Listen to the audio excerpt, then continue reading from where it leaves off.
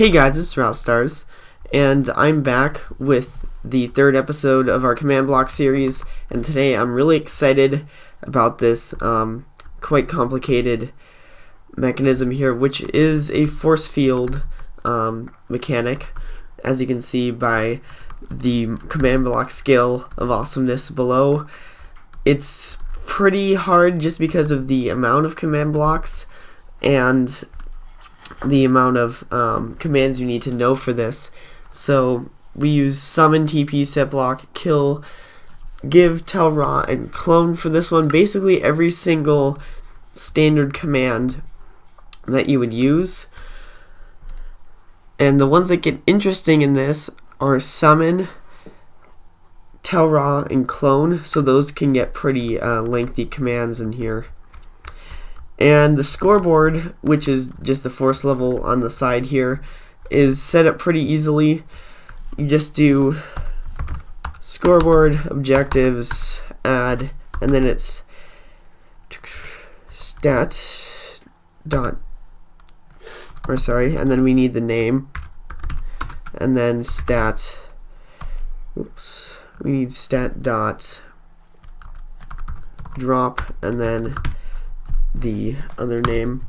So it's fairly simple. It's just a stat.drop. So every time you drop an item on the ground, it will detect it. So if I was just to drop any block here, it will detect it.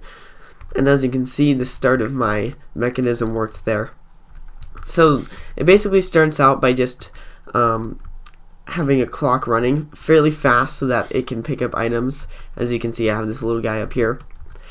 So it will test. This is the start of it. It'll test for an item, and when it does find an item, it'll kill this little guy up here and summon a new one. So just in case he has despawned, it'll summon a new one, and if it hasn't, then oh well, this guy's got to go. So when this is just when the item gets TP'd to that little silverfish up there. So if I throw it on the ground, as you can see, it will kill him, spawn a new one, and TP the block or item to him, which is just this little thing right here. TPs any items to TP, which is the little silverfish's name. And the reason why I have it as a silverfish is that it won't drop any items. I originally had it as a chicken, but it spawned in a bunch of eggs, and it kind of got annoying and messed up the mechanism sometimes, so that didn't work out very well. And then if it is the correct item, which in this case I'm using a gas tube, you can use whatever you want, it will be put into this hopper, which needs one more item for this whole redstone contraption to go off. So it will basically just set this block as a hopper, so just any blank hopper. It will then summon a FallingSand hopper with all of these exact items in the exact slots and place it there. And then it will set my force level scoreboard to the sidebar. So if I don't have it on, as you can see, chicken egg just summoned in there. If you don't have the force level on, it will then put it on the sidebar automatically for you when you drop the gas tier. And from there, it's just summoning a chicken named, I think his name's Force. Yeah, Force. Right above this block with a few, he's just invisible and has a fall range of 0, has a custom name. And then I'm TPing a chicken within the radius of 3 to, in this case, me or at P, you know, whatever you want to say. And see this one. It will then TP the chicken 3 up, 1 over, and -1 over to the Z coordinate. And as that's happening, it summons this really crazy minecart, which basically is just a FallingSand entity of a redstone block, an activator rail, and then the minecart on top. And the minecart just has a clone command in it to clone the area that's just right there from there to there, and as you can see I have barrier blocks there. It then does some firework entities and TPs that firework entity to me, and plays the sound of an Enderman portal, which that's just all fancy stuff, you don't need that. And then TPs that FallingSand minecart entity to the chicken, TPs the FallingSand entity, or sorry, this is actually a copy of it just to make sure it TPs. And let's see, from there it TPs it up the FallingSand entity 3 up and 1 over, kills the chicken after a little bit of time here, and then kills the MinecartCommandBlock, which is field, gives me back my gas tier, then does this tell raw snop force field color text red. That's just some more aesthetic stuff, and then this is to get rid of the force field. So I'll just show you how it starts out. When you throw it down, just goes like that. Oh, whoops, got in the block a little bit there.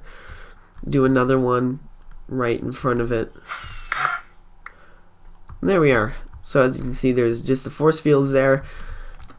And I'll do one more in F5 so you can see the firework.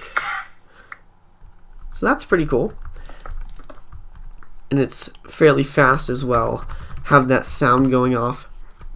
And then from there, if you were to click that X, which is summoned by this, and you have a little bit of space to click in there as well, so you don't have to click directly on the X.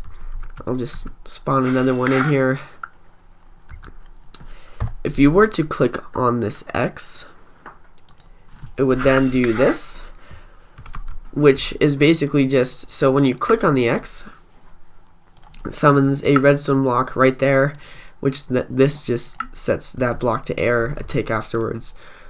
It then summons another one of those minecart blocks that would copy from there to there to that block.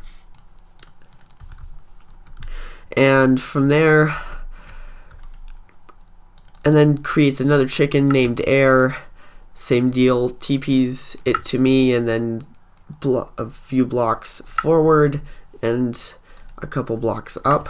And of course it's raining a little bit afterwards, and then TPs that FallingSand entity to the chicken. Pretty standard stuff, right? Almost exactly the same. Then TPs the FallingSand 4 up.